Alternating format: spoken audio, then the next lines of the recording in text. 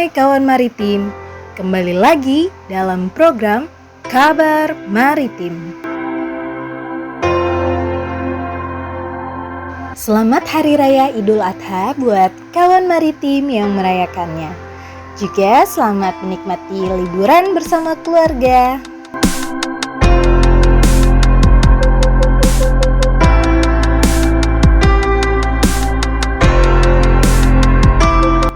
Kawan maritim masih ingat kan tayangan minggu lalu? Ya, benar sekali. Minggu lalu kita berbincang-bincang bersama Bapak Agung Fitrianto selaku General Manager PT Pelabuhan Indonesia Regional 2 Banten. Nah, kawan maritim, kalau kita sudah kenal Pelabuhan Ciwandan di Banten, masih di daerah yang sama, tayangan minggu ini kita akan menjelajah kawasan Banten yang pastinya memiliki sejarah kemaritiman.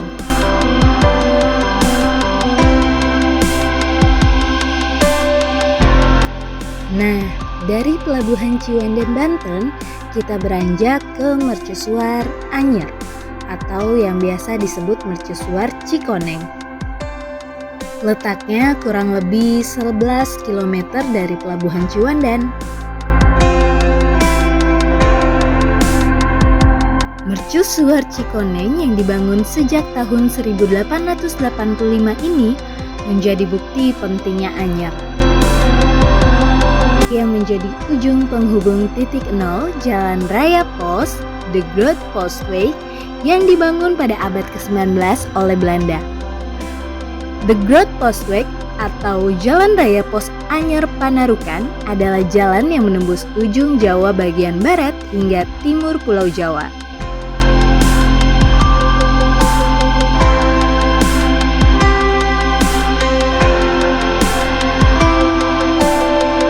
Menara setinggi 75,5 meter ini terdiri dari 18 tingkat yang dihubungkan dengan 286 anak tangga.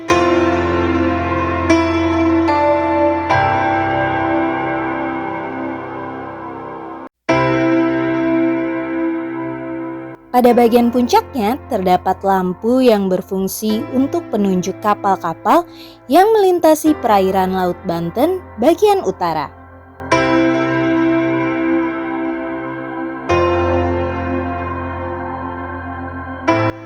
Nah, kawan maritim, setelah kita mengeksplor Mercusuar Anyer, kali ini kita akan mengajak kawan maritim menuju ke kawasan Banten Lama. Banten atau dahulu dikenal dengan nama Bantam merupakan sebuah daerah dengan kota pelabuhan yang sangat ramai di masa lalu.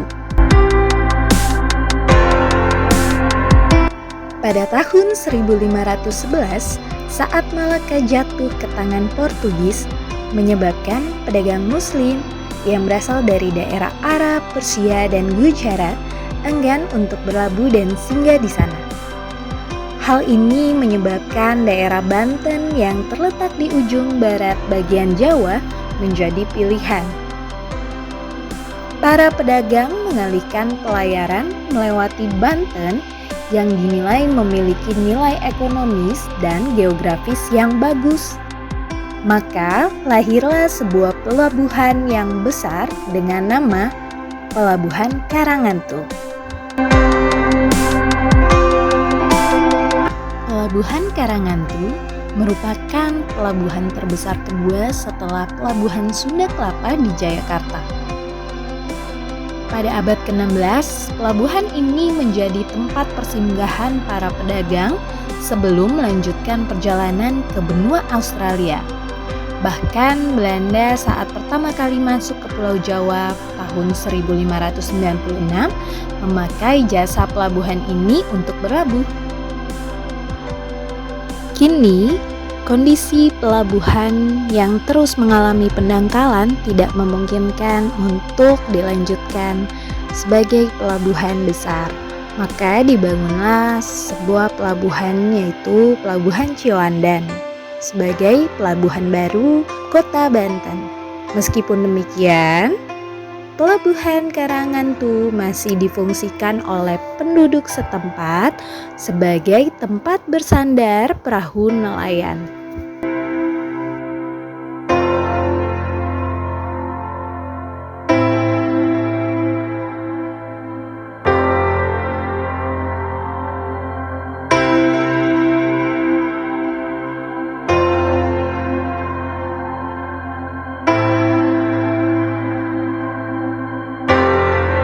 Nah, kawan maritim, kali ini kita sampai di Keraton Surosowan yang merupakan peninggalan Kerajaan Banten. Bangunan ini didirikan antara tahun 1526 sampai 1570 pada masa pemerintahan Sultan Maulana Hasanuddin, Raja pertama Kerajaan Banten, dengan fungsi sebagai pusat kerajaan dalam menjalankan pemerintahan. Sayangnya, bangunan yang pernah menjadi saksi kejayaan Kerajaan Banten ini kondisinya tidak utuh lagi karena dihancurkan oleh Belanda pada tahun 1813. Tidak jauh dari Keraton Surosowan terdapat Masjid Agung Banten yang didirikan pada tahun 1566. Inilah warisan Kesultanan Banten yang masih berdiri kokoh hingga sekarang.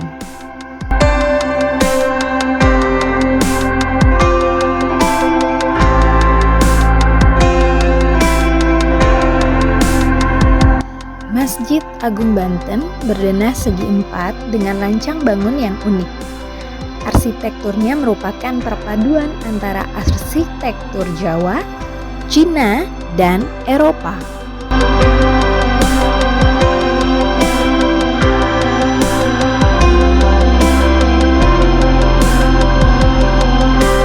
Kini, Masjid Agung Banten masih ramai dikunjungi sebagai tempat beribadah sekaligus tempat wisata religi.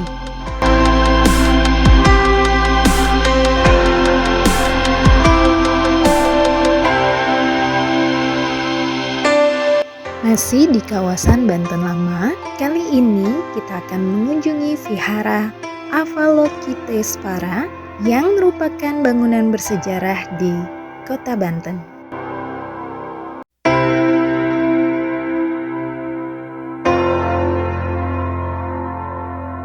Vihara ini merupakan vihara tertua di Banten yang didirikan sejak abad ke-16.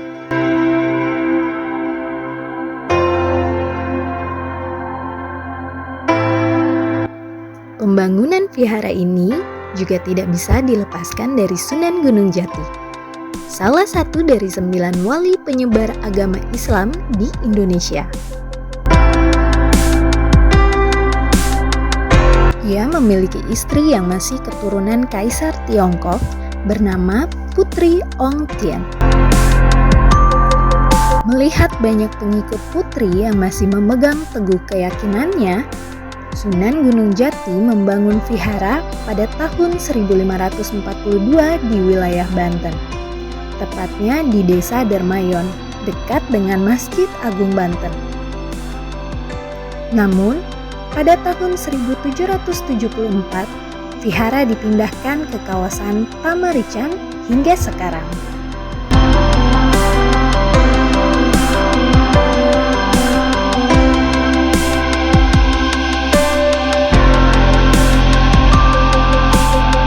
Bangunan bersejarah yang terakhir kita kunjungi adalah Benteng Spellwich.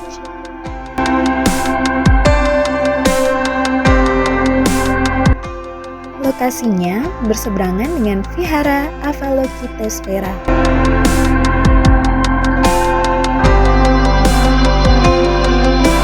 Benteng Spellwich didirikan pada abad ke-17, tepatnya saat Sultan Haji berkuasa di Banten. Dalam membangun benteng ini, Belanda menugaskan seorang arsitek bernama Hendrik Lucaszoon Cardell untuk merancang bangunan ini. Sementara, nama Benteng Spelwitch sendiri diambil dari nama Gubernur Jenderal Hindia Belanda ke-14, yaitu Cornelis Janszoon Spilman.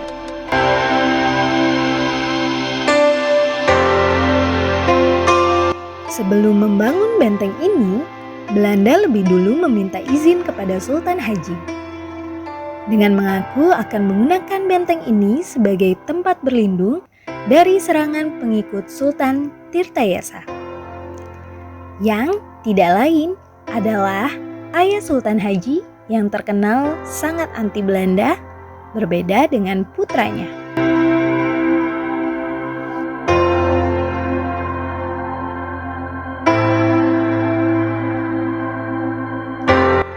Keberadaan benteng ini semakin mengkokohkan posisi Belanda dalam usahanya memonopoli perdagangan lada dan merica dari Lampung Selatan.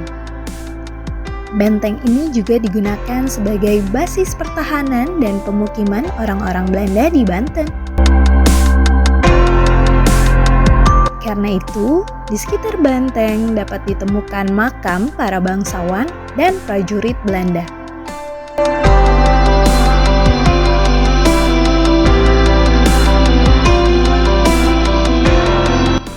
Bangunan benteng ini berdenah persegi panjang dan dikelilingi dengan tembok pertahanan setinggi 3 meter, di mana setiap sudutnya terdapat bastion atau ruang jaga.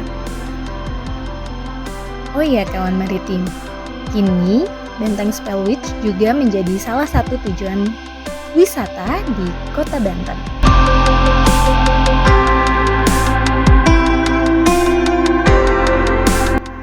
Oke kawan maritim, sekian perjalanan panjang kita di daerah Banten Lama. Terus ikuti tayangan YouTube Kabar Maritim di channel YouTube Museum Maritim Indonesia. Aku, kamu, cinta maritim. Kawan maritim.